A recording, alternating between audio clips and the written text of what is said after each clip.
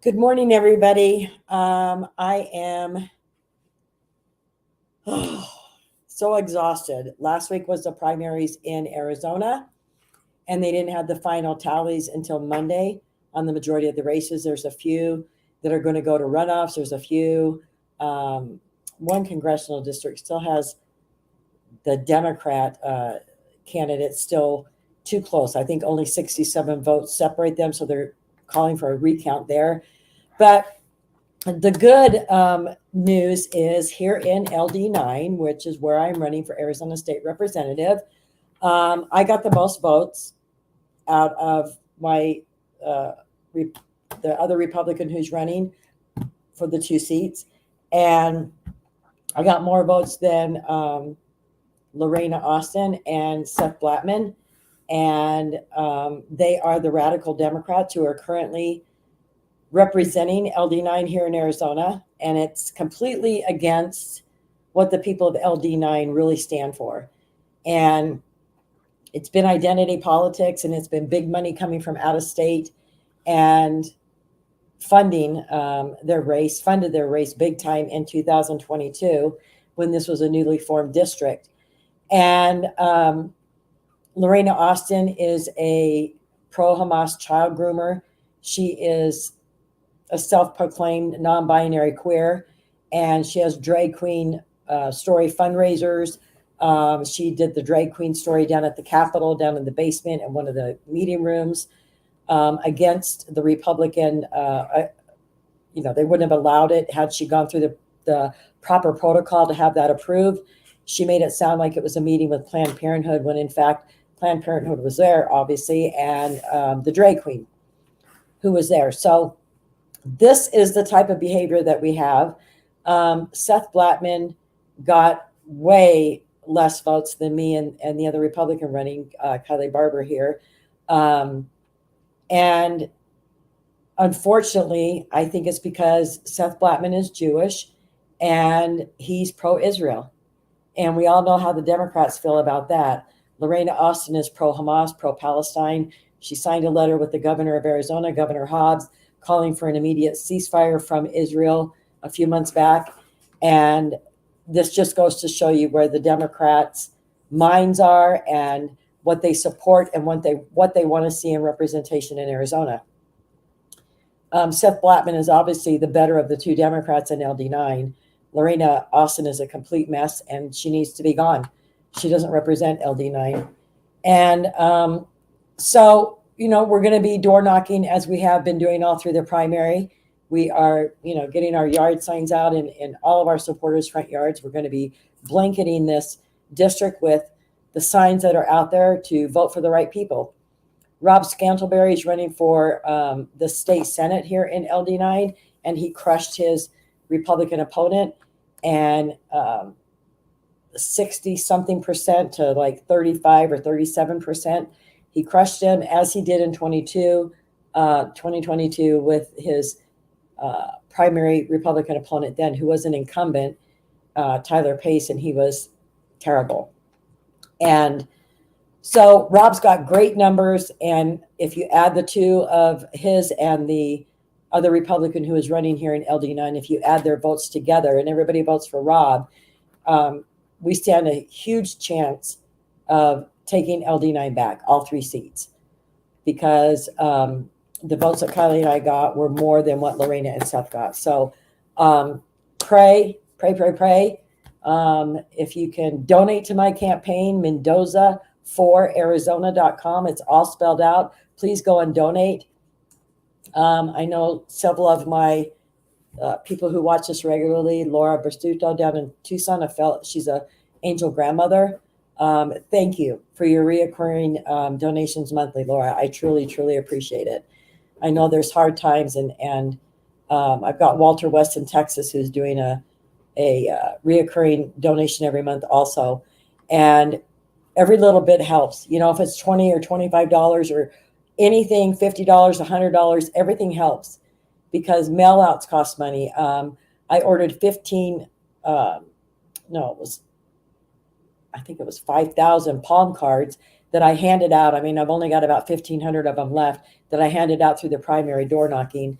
And I got to get some more of those ordered. We need to get some more signs ordered. Now that the primaries are over, a lot of the signs will be coming down from candidates who didn't win, and we'll have to start putting signs up at those intersections, getting better real estate, more visibility. And, you know, everything takes time. We got to buy the rebar. I have an army of volunteers who help me put those signs up at the intersections. And I have a granddaughter, Bailey, who helps me. And we go out at night from about 10 to midnight and put signs up at the intersections because it's cooler. It's only about 105 degrees at 10 o'clock at night here. But there's way less traffic, and it's just a lot nicer to do it when it's a little more calm outside. We've got some surprises that happened, you know, in the Republican primaries, and Justine Wadsack, who was down by the Tucson area.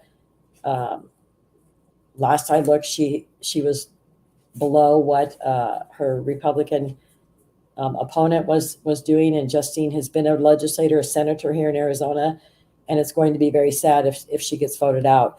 There's been a huge cancel culture campaign against her, and you know, it's not good when Republicans do this to Republicans. It's like when you're in a primary and you've got two Republicans, well, in the Senate seats, it's only one. But, you know, when you've got a primary, when there's two Republican seats, everybody should be backing both candidates up. You've got big money and lobbyists who are backing one candidate in a legislative district for a House representative seat when there's two candidates running for two seats. It's a big mess what these political elites think that they can pull off, and how they can decide who they want in office. And that's why the grassroots movement is so important completely across the United States. We've got to have we the people's voices important again. You know, we had a little meeting tonight with some precinct committee men and women from Dobson Ranch precinct. And, you know, I talked to them about the importance of letting their neighbors know, their Republican neighbors who may not be precinct committee men and women, but we welcome all Republicans to come to our legislative district meeting once a month.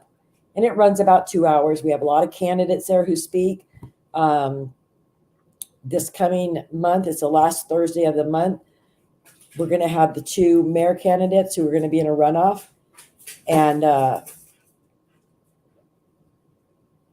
you know, those two are going to be being there so that our precinct committee men and women and other Republicans who come to the meeting will be able to hear them speak and make an informed decision. And hopefully the hard questions will be asked of these candidates. We've got a light rail that goes down, you know, down Main Street in Mesa, and it's a mess. You know, it takes up so much real estate. It took 2 lanes out of Main Street where there was 4 lanes because the light rail had to go down the middle of the street. It's made it a little more difficult to go downtown and, you know, shop downtown or go and eat in restaurants because of the lack of parking and the inconvenience that light rail does. You know, the promise was that this light rail was going to bring much more traffic to downtown Mesa. Well, it hasn't. It's been a detriment. And you've got one candidate for mayor, Scott Smith, who's going to be, he was the one who got the light rail put into downtown Mesa when he was the mayor previously. And then he went to work for the light rail company. And now he's back again running for mayor because he wants to extend that even further down Main Street, probably all the way down to Rucker and Maine, where the city of Mesa has bought a hotel that they're transforming into a homeless shelter. But the problem is, and I've talked about this last week on one of the podcasts, but the problem is that one of these, well, the Scottsdale, Tempe, Phoenix, you know, police, as the light rail is coming through their parts of town, and somebody may be causing problems and they don't want to deal with them, they just give them a light rail pass and get them on, and they get off in Mesa. So this is what's going to be happening. We're the end of the line. And this is where these troublemakers and these criminals sometimes end up, is in Mesa late at night. It's not a good thing. Scott Smith is not good for Mesa as mayor again. He's already had his run at it. And I learned tonight, which I didn't know, that the city of Mesa is supplementing the light rail $25 million a year. $25 million a year is coming out of the city budget to subsidize the light rail because there's never enough people on that. Ever. And it was a pretty big thing when it first came out, and a lot of people were riding on it, and to go to Phoenix to a baseball game or a Cardinals game, or although that Cardinals stadium is further out, but just to go down to downtown Phoenix or Scottsdale for dinner, that type of thing. But now it's to the point where people say, oh my gosh, I don't even feel safe on that because there's weirdos on it. Which happens on subways and public transportation in a lot of the big cities. So, and like I said last week, Arizona is different than a lot of these big, urban areas. We're spread out, and everybody's used to getting into their car and driving where they need to go. We're not used to public transportation like this. It doesn't make any sense here. And of course, they're pushing it on us. And so that's my thoughts about the mayor race here in Mesa. Definitely support Mark Freeman. He's going to be the other guy. He's a current Mesa City Council member now. We have to really put his feet to the fire and make sure that he does the right thing for the Mesa citizens, that he isn't listening to the crap that's been going on here in Mesa. He's been part of it. The first thing that anybody does coming in as a new mayor is they need to fire our city manager, Chris Brady. They need to get rid of him. He's been terrible for the city of Mesa. We need to get some new blood. And we need to really start holding our city council and our mayors accountable for the things that they're doing. And put the pressure on and show up at your city council meetings. Put the pressure on them. And then, we've got the stock market crash. All this is happening, which is not, good news. It probably was inevitable with what's going on around the world. And you've got the Middle East that's getting ready to just, explode.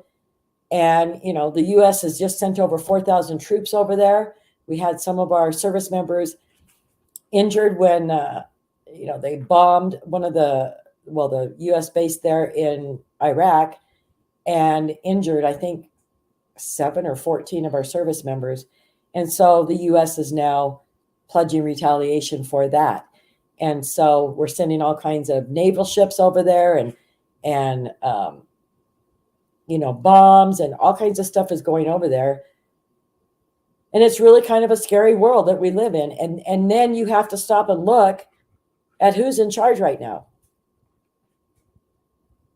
Blankless Biden, who doesn't know, anything. He doesn't even know where he is half the time. How can he be making decisions on a world stage like this about a possible World War III starting?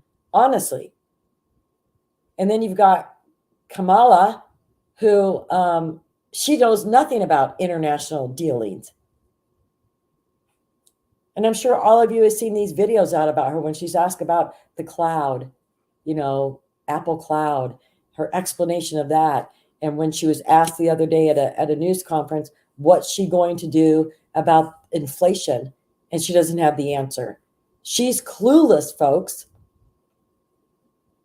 And the fact that she's a woman, and the fact that she sometimes identifies as a Black woman, sometimes as an Indian woman, that isn't a reason to put her in office. We all know that if Trump was in office right now, things would never have escalated to this point. And the United States definitely wouldn't have given the billions of dollars that they've given to Ukraine. We've got to be smarter about the people that were elected into office. And I know I say this a lot, but people, you've got to start talking to your neighbors and your friends and pointing out the obvious. This international crisis that's going on with war, with the stock markets around the world crashing, with so many other things. And then we have to be worried about the future. What happens if Trump wins? It's going to be utter chaos on the streets. It's going to be a repeat of the summer of love in Seattle and Minneapolis after George Floyd was died. And then, it's just going to continue to get worse and worse and worse. If Kamala wins, it's going to be a civil war probably, because we all know how when you're seeing all these videos out on social media of people saying, there's no way I would ever vote for this woman. And people are becoming smarter to understand identity politics doesn't work, folks. Identity, anything doesn't work. That's why DEI is so bad. Diversity, equity, inclusion. You don't hire somebody because of the color of their skin. You don't hire somebody because, well, they didn't get the chance that this college graduate did. And if they'd had the chance, they may have done as well. So we're going to hire them and give them a chance to prove themselves in this job. Here you go. You're going to be putting all these bolts on these planes that we're building. And that's the first time they've ever done something like that. I saw this meme and I just had to chuckle this afternoon because it said, if you poop your pants, you don't change your shirt. And, we've already tried the Democratic Party out for the last 3.5 years, and we know what they've done to this country. We know what they've done to the economy. We know the weirdos that they have running the administration. The talentless people who are hired because of their sexual their genders, because they are of the LGBTQ, because they because of their skin color, because of their religion, because of, the list goes on and on and on. That has proven in the past to never have worked out right. And what they should be concentrating on is making trade schools more affordable and more accessible to all of these high school graduates that are coming out of high school. Make that accessible. Stop giving, these scholarships out to go to these colleges, these overpaid colleges, these indoctrinating 4-year institutions that we put our kids in, who come out radicalized and just completely on the wrong side of thinking. I saw another meme today and it said, so how's your life changed since all the statues were ripped down and all the military bases have been renamed? How better is your life today?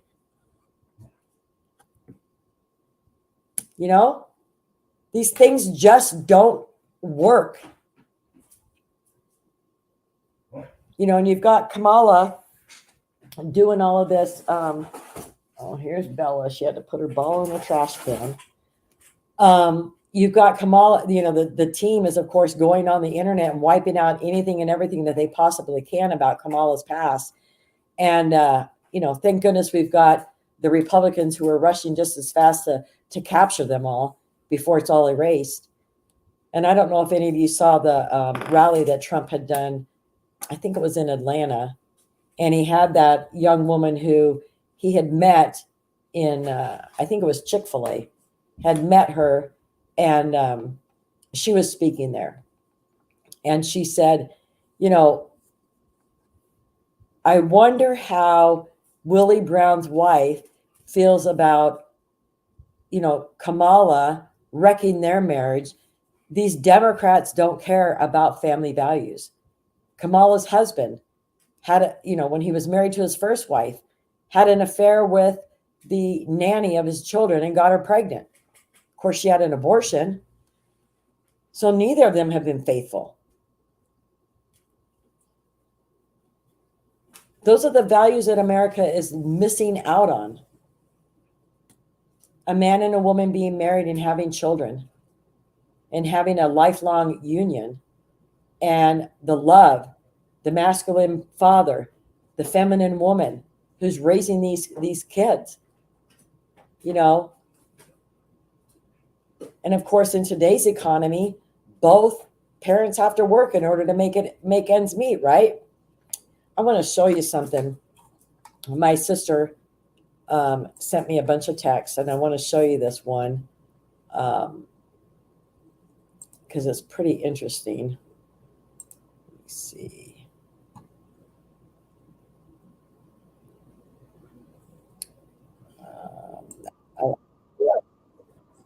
I'll show you that one in a little bit. But the one I wanted to show you, I think it's this one. No, I'm going to show you that one in a little bit. She sent me 4 of them. And I do want to show you this one. All right, so let me share this with you.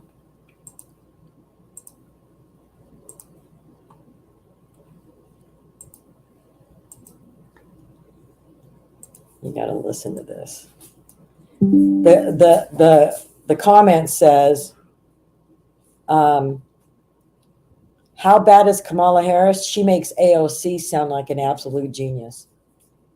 They say they will make America great again. 2016. Well, in my mind, that statement begs an obvious question. Again, for whom?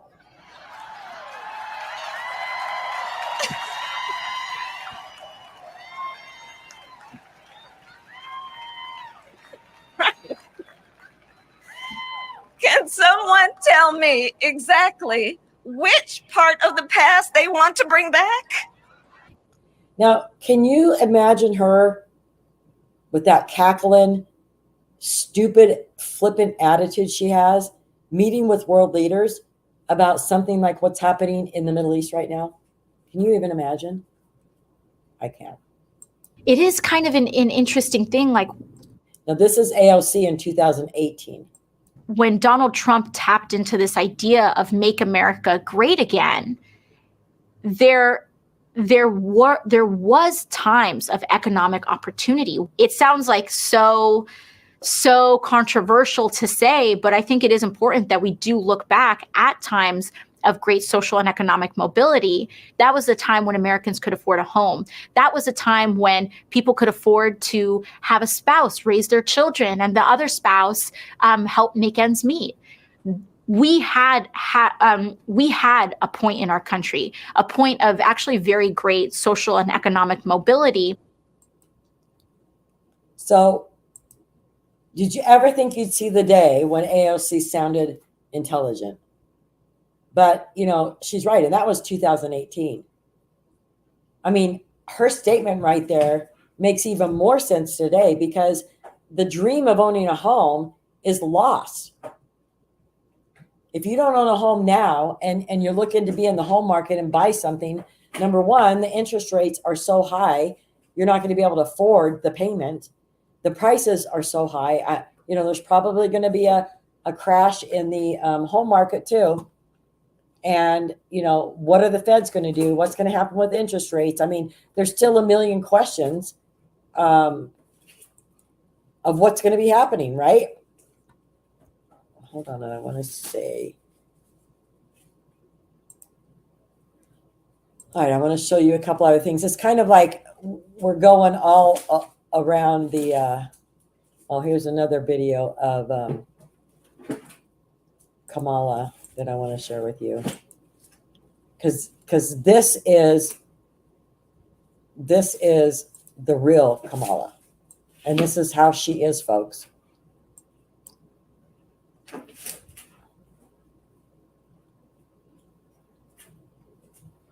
All right, I didn't share it properly. Hold on. Oh, yeah, I did. All right, hold on. The power I have as a prosecutor is that with a swipe of my pen, I can charge someone with a misdemeanor, the lowest level offense possible. And by virtue of that swipe of my pen, you will have to go to a courthouse and stand in line. You will have to come out of pocket and hire an attorney. You may get arrested for a few hours. You will be embarrassed in your community. You will miss time from coming onto the Google campus, all because with the swipe of my pen, I've charged you with a crime, which I may choose to dismiss 2 weeks later. It's an incredible amount of power. She is a power-hungry liberal, a power-hungry socialist communist. And if you don't think that that way of her thinking as a former prosecutor with all of this power of a swipe of a pen, can you imagine as a president the power with the swipe of a pen and the insanity that she would be doing and the trouble she would be getting our country in? It's a scary thought, honestly. So, they're talking about today is the day that they're supposed to be announcing her vice presidential candidate to run with her. And Minnesota Governor Tim Walz is a possible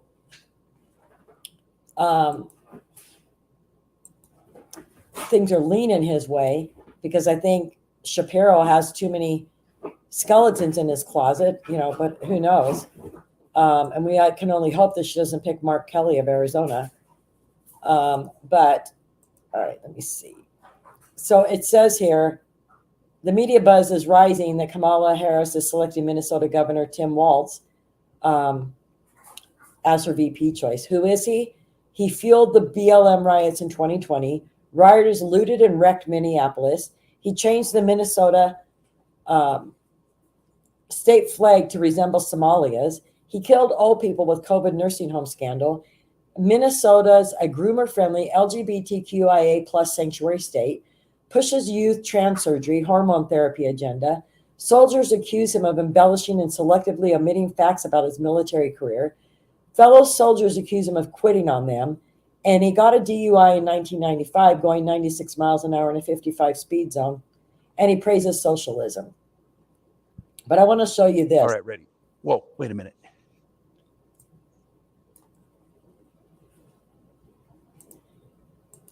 He takes down the Minnesota flag as he's about to give a speech. And he brings in the new Minnesota flag that looks like the Somalian flag, because they have a huge Somalian presence up there. And he's very proud of that. There, that's better.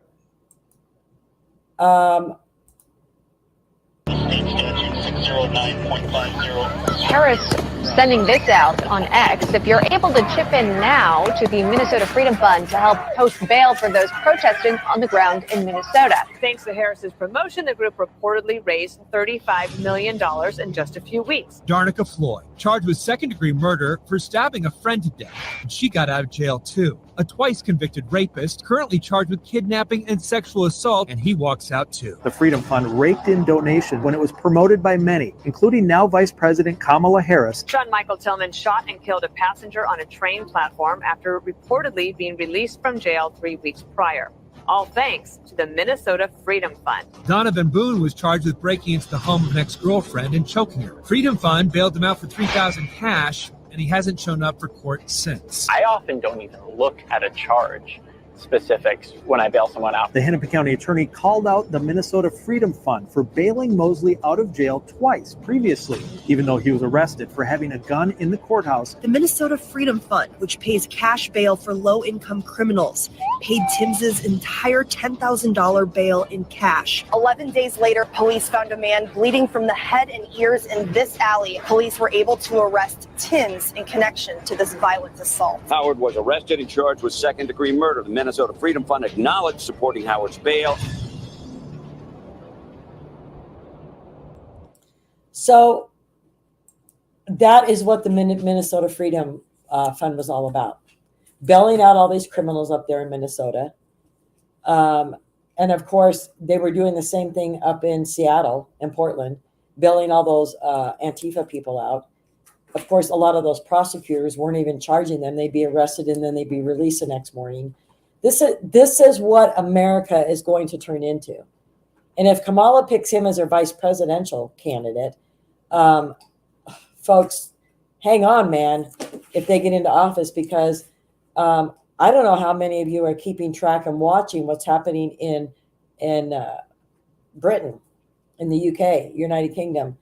I was there in 2001 in London with my mother. We went on a trip to London and Paris, and we arrived. We did a red eye. We got to London. It was like 4:00 in the afternoon. We checked into our hotel and we walked up to this little pub around the corner that the hotel had recommended for some great fish and chips. And we're sitting there eating, and this huge Muslim protest goes by, holding all these signs and these flags and screaming and yelling. And I was scared. I was really, really scared because I didn't know that that was going on in England. And this was 2001. And 23 years later, they're taking over England. London. You know, you now have a mayor who is going to start arresting English citizens if they're out on the streets and protesting. But they're going to continue to let the Muslims go ahead and continue to protest and do the damage that they're doing. The Muslim groups, they're chasing down white English people and stabbing them on the streets in London, Manchester, and the surrounding areas. And when you stop and think about how many unvetted terrorists from the Middle East that the Biden-Harris administration has let across our borders, and the enclaves we already have up in Minnesota and in Dearborn, Michigan, and a few others around the United States. And when you stop to think about, there's no-go zones to where if you're an American citizen, you don't go into these areas in Minnesota and in Michigan. You're not allowed in there. They've taken over parts of the United States, just like they're doing to Britain. But 23 years later, they've got the patience. They got a Muslim in as the mayor in London years ago, and the tide started shifting. And this is what unvetted, unrestrained, illegal immigration looks like, folks. It's happening in France. It's happening in Germany. There's horrific crimes being committed against young German girls and young French girls. These illegal Muslims, these illegal Middle Easterners, these terrorist type people are committing these heinous crimes against these young women. And they're chasing English citizens in the streets and stabbing them.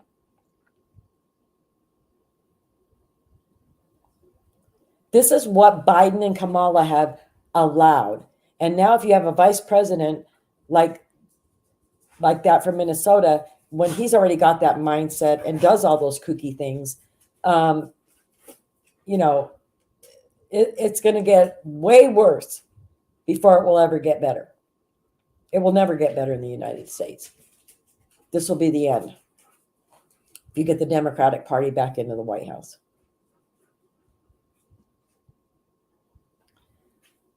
We're going to go down to the border. Well, the border situation. And this is pretty scary. This was just posted today. Yesterday, the 5th. Believe this. I mean, this news story, I can barely wrap my head around. Stories coming out of Arizona, and it just broke yesterday. It's the absolute largest fentanyl drug seizure in the agency's history. 1/2 ton of fentanyl, more than 1,000 pounds, hidden in the frame of this guy's tractor trailer. In the frame of his trailer were 4 million blue fentanyl pills. 4 million. Due to the U.S. Borders and Customs Agency, you have saved millions of lives. That's reality, folks. And that's the Biden and Harris administration. And it will be the Harris whoever administration. They don't care about American citizens. They don't care about securing the borders of our country. They don't care who they let in here. And I think I just read an article where there was like 99 illegals apprehended by Border Patrol who were on a terrorist watch list, and they were given the orders to release them into the United States. I don't know exactly if it was over a period of time, but that has definitely come to light since Kamala was installed as the Democratic candidate. And, this is the party that talks about, we're going to lose our democracy, if Trump is in office. Well, first of all, we're a republic. We're not a democracy. They want it to be a democracy so that they have more control over us, because a republic keeps them in check from ever being able to do that. But that is exactly what they want this country to become. The Democrats, if they stay in office like this, in the administration, they're going to be doing all kinds of crazy stuff with the Supreme Court, the Electoral College. Folks, it's going to get bad. And we, the people, will never have a voice anymore. Because once the next 4 years is up with Democrat administration, there's no coming back from it.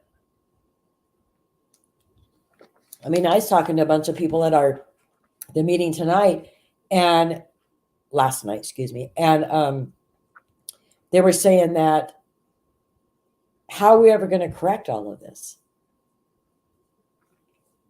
And, people have talked to me, what are you going to work on first, when you're down at the Capitol? Well, first of all, we need a larger Republican majority down there for sure. Because the only way that we're going to be able to do anything about securing the border in Arizona and election integrity in Arizona, because our voter rolls are a huge, complete mess. And Stephen Richter, the Maricopa County recorder, thank God he lost in his primary. We need to have the majority to be able to override the vetoes that corrupt Governor Hobbs does on any piece of legislation that gets through to her office. And if it has anything to do with election integrity, securing the border, backing the blue, any of that type of stuff, community safety, she vetoes it. And so the only way to overcome this in any state that has a Democratic governor is to have a Republican majority in the House and the Senate at the state level, so that you can override the vetoes and get stuff done. But, I've often said, and use this as an example, you get voted into office and you're left standing at a corn maze that has 55 entrances into it. Which one do you go in? Which entrance is going to be the issue that you're going to be able to solve that's going to benefit the most people in your state? That's what you're up against. And you don't have very many politicians who think that way.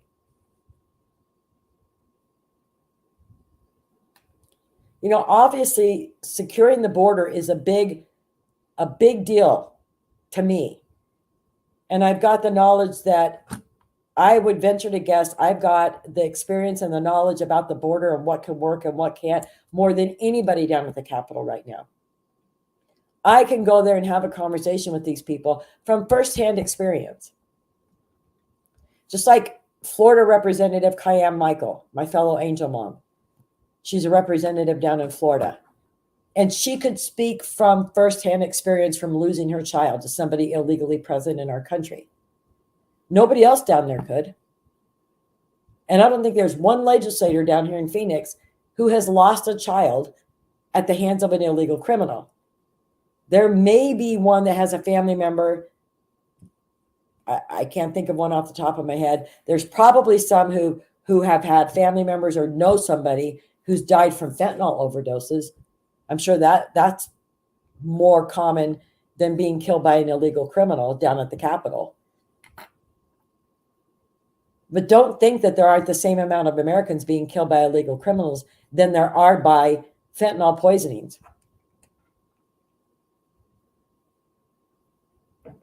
And actually, when you add together the assaults, the rapes, the killings, the identity theft, all of the things that these illegals do, against American citizens. It's way more than the fentanyl poisoning. And the fentanyl poisoning, it doesn't all happen in one day. I mean, we're probably at 130 to 140,000 a year of innocent Americans that are killed by fentanyl poisoning. And it may not happen all on one day. But folks, when you think about those numbers, it's more than what was killed in 9/11. And look at how tragic that day was in American history. Almost 4,000 people killed. And all of the deaths that have happened afterwards from the firefighters and the police officers and even the people who were down there breathing in all of that stuff. The aftermath. You know, and what a lot of people don't talk about is the aftermath of a family who's been affected by illegal alien crime.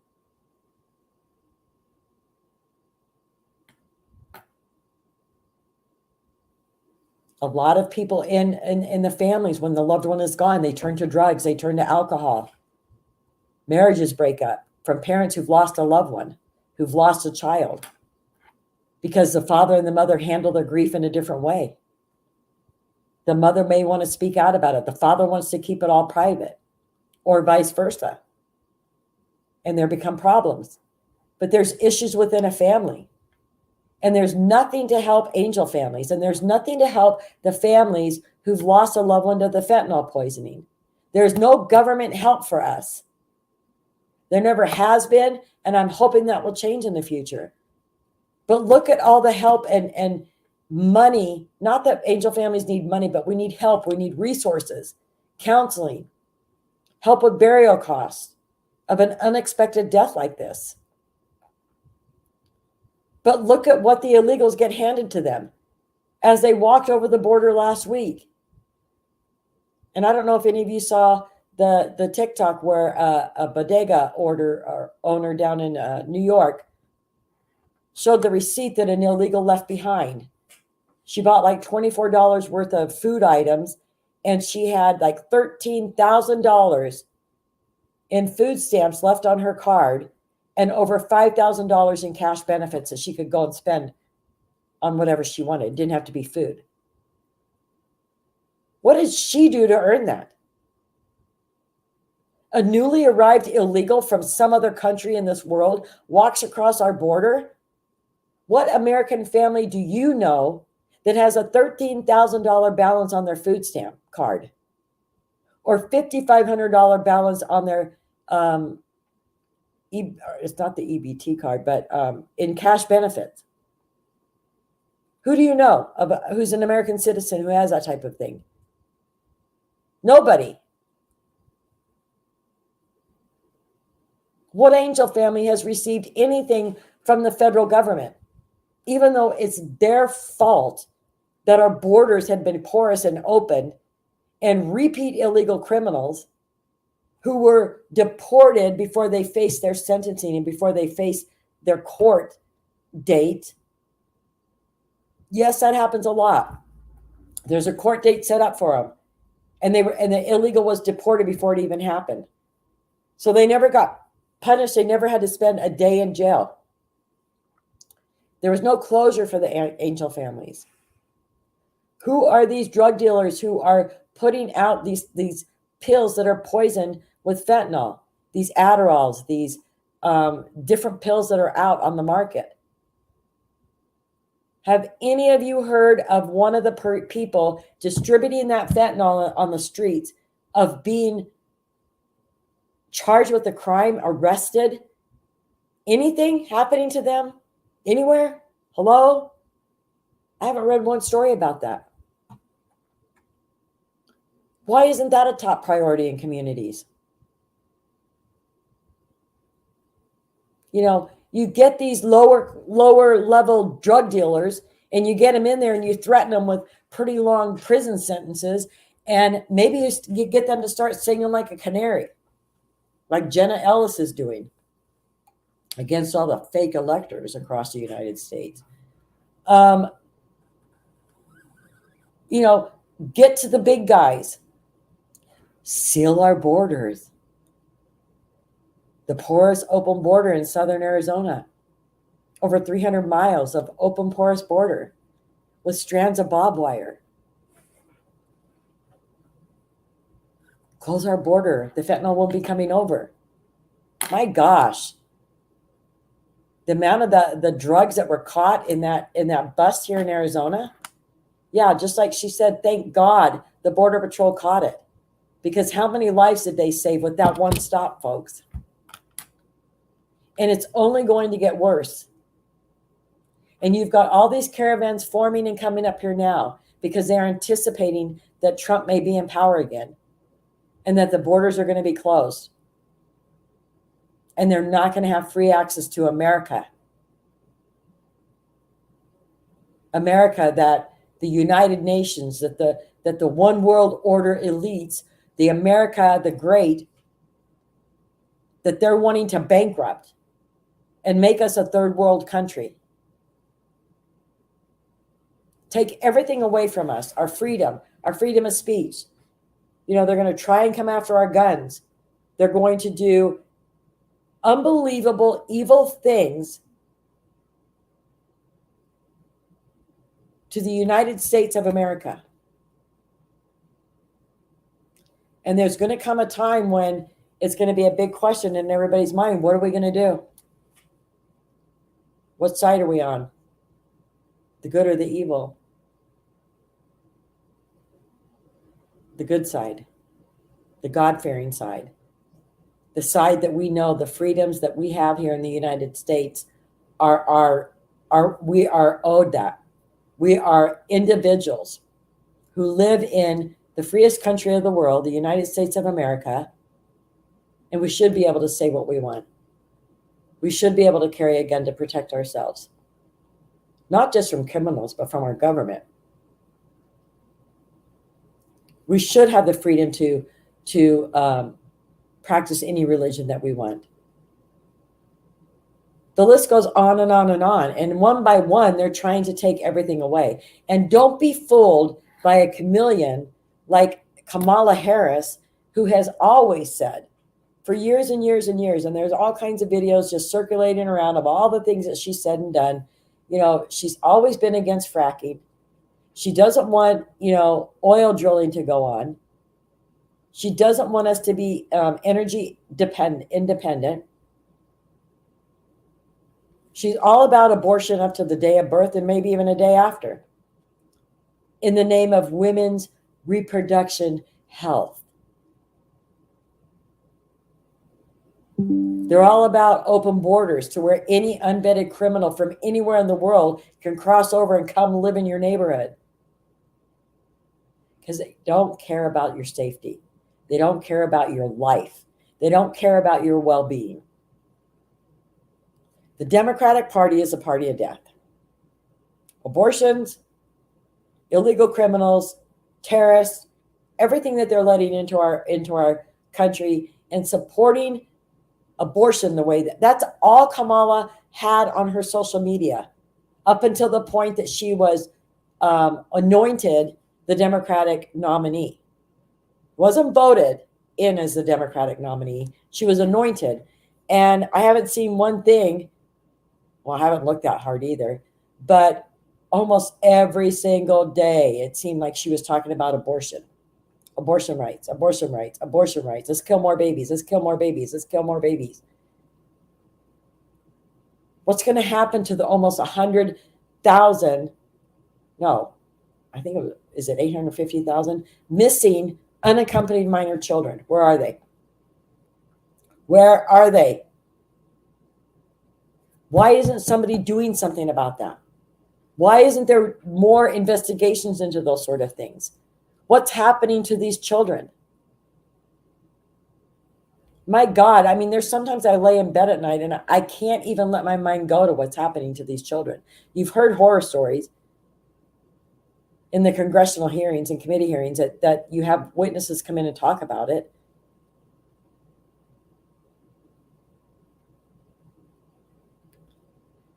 It's a scary time.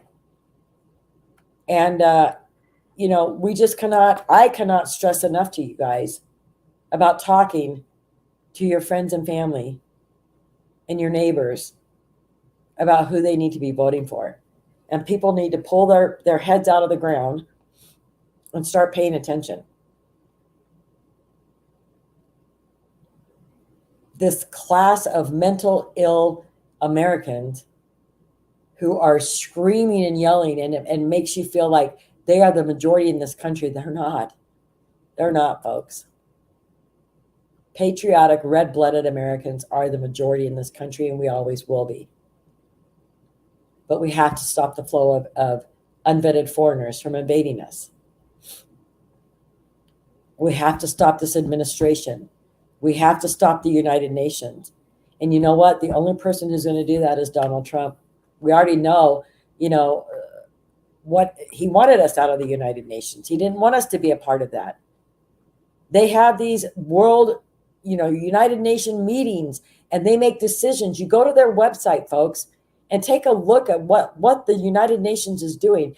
Every bit of money that the United States gives to the United Nations is spent on funding the illegals making the trek up through South America and Mexico and up to the border. The United Nations is hell-bent on destroying the United States of America. We need to kick the United Nations out of New York, out of the United States. Get out of here. We don't want you here. The World Economic Forum, the World Health Organization, the Council of Foreign Affairs, so many of these organizations are out to destroy America. Educate yourselves. Read about this kind of stuff. Read up about the World Economic Forum if you don't know enough about them. Klaus Schwab and all those weirdos. And actually see what American politicians are actually involved in that, who go to those meetings. And talk about, we're going to take away cars and we're not going to let you do gas-powered cars and vehicles, and you're going to eat bugs, and we're going to tell the farmers they can't farm anymore, and we're going to get rid of the cows because their farts are ruining our environment. So many things that I've been reading lately. The CO2, we need that stuff in our environment in order to live. As they all get on their private jets and fly over to the World Economic Forum meetings once or twice a year and eating, steaks and all kinds of fancy food as they're having discussions about we need to make the people eat bugs. Who are these people? And why have we allowed them to have so much influence over the world? That's where things have gotten so far out of hand.